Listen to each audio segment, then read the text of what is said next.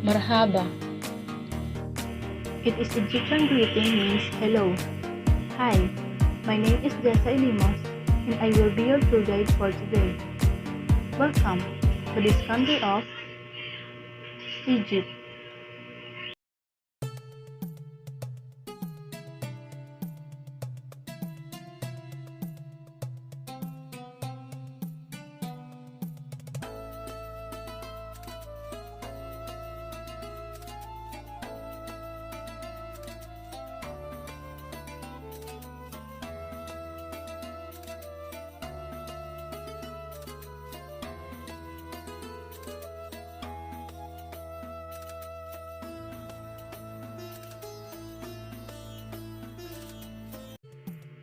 But while we are heading to our first destination, let me first tell you some of the details of Egypt. Egypt is situated on the northeast of Africa, bounded by Libya and Israel. Its capital is Cairo, the largest city in the Arab world.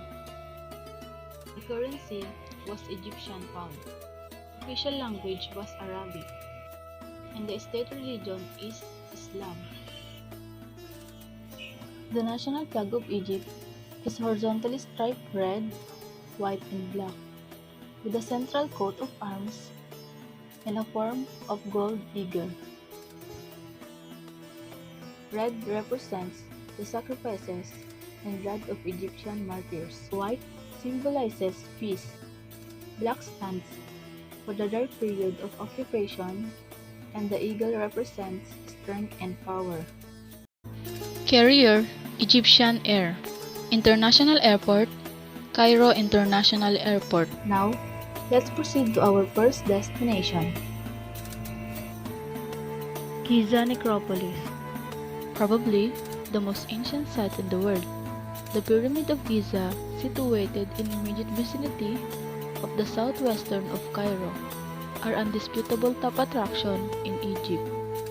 The Pyramid of Giza were built over the span of 3 generations by Khufu, his second reigning son, Khafre and Menkora. The Pyramid of Khufu is an awe-inspiring 139 meters high, making it the largest pyramid in Egypt. Although nearby Khafre's pyramid appears to be larger, it is built at a higher elevation. Today, what you see is the only underlying core structure. When it was originally built, it was covered in casing stones that gave the Great Pyramid a smooth surface. These casing stones are no longer there, being used by Arabs to build mosques. After an earthquake in the 14th century, loosened many of them. Karnak. It is the largest ancient religious site ever built and represents the combined achievement of many generations of Egyptian builders. The Temple of Karnak consists of 3 main temples, smaller enclosed temples, and several outer temples. One of the most famous of Karnak is the Hypostyle Hall. With 134 massive columns, arranged in 16 rows, is the one of the grandest religious structures ever built. Its forest columns represents papyrus plants, bulging stems, and flowering capitals, each elaborately curved and once brightly painted. The Red Sea Reef is one of the most beautiful places in the world to go diving. The waters of the Red Sea is renowned for the spectacular visibility and features some of the most exotic seascapes. With its wide expanse of coral formation on the reefs, it is home for 1,000 different sea creatures.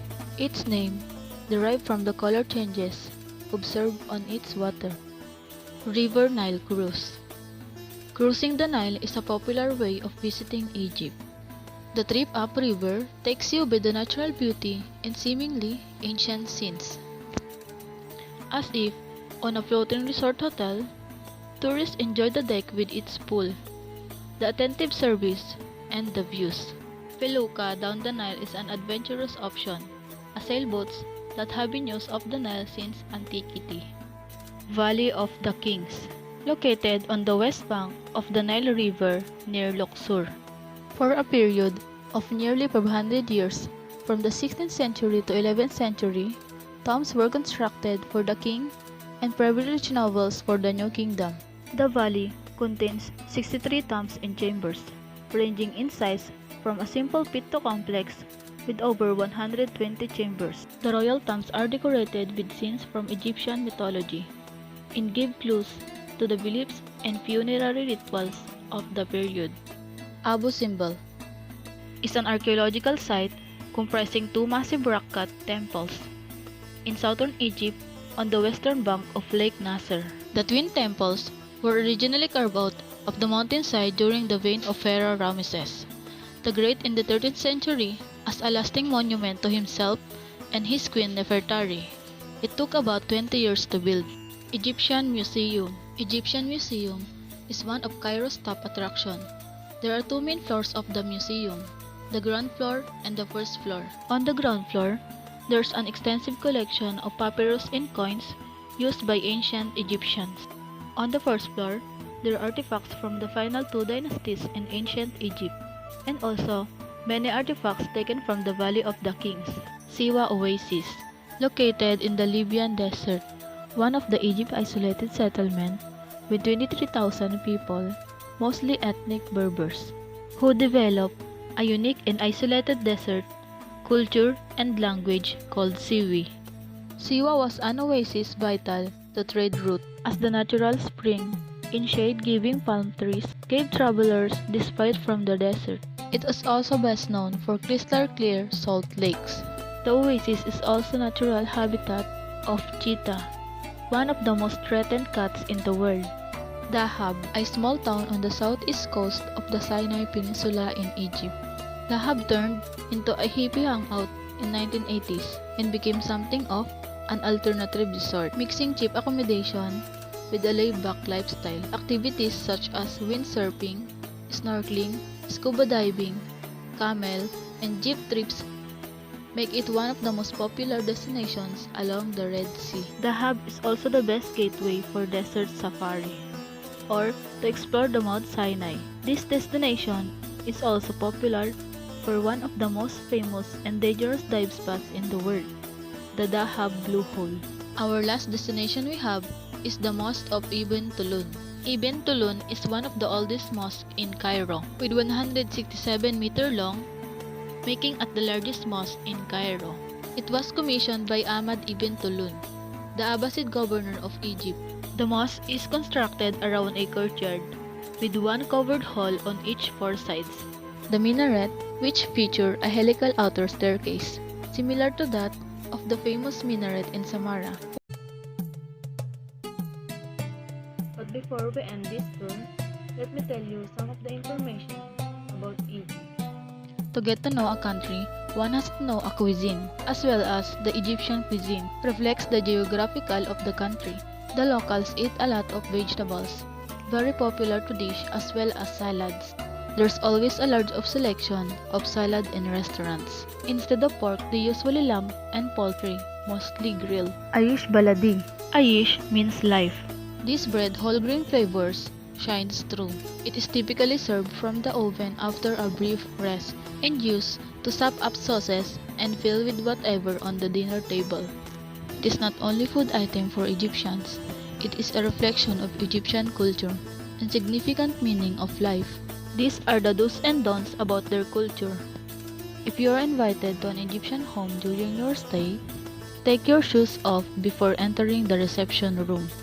Give any gifts using your right hand or both hand if it is heavy gift. In Egypt, the left hand is only used for unclean functions, such as putting on shoes or going to toilet. Be careful when taking photographs. It is strictly prohibited to take photographs of military installations in Egypt, and taking pictures of certain public buildings or infrastructure can also result in arrest. Make sure to ask permission before taking any pictures in government officials. Do dress modestly. You should dress correctly, despite that there is no specific dress code in the cities. It is known that women will feel much comfortable if they cover their shoulders and do not wear shorts. Plus, this becomes relevant when visiting mosques and churches. Once again, I am Jessa Limos, saying thank you for choosing us to be part of your journey.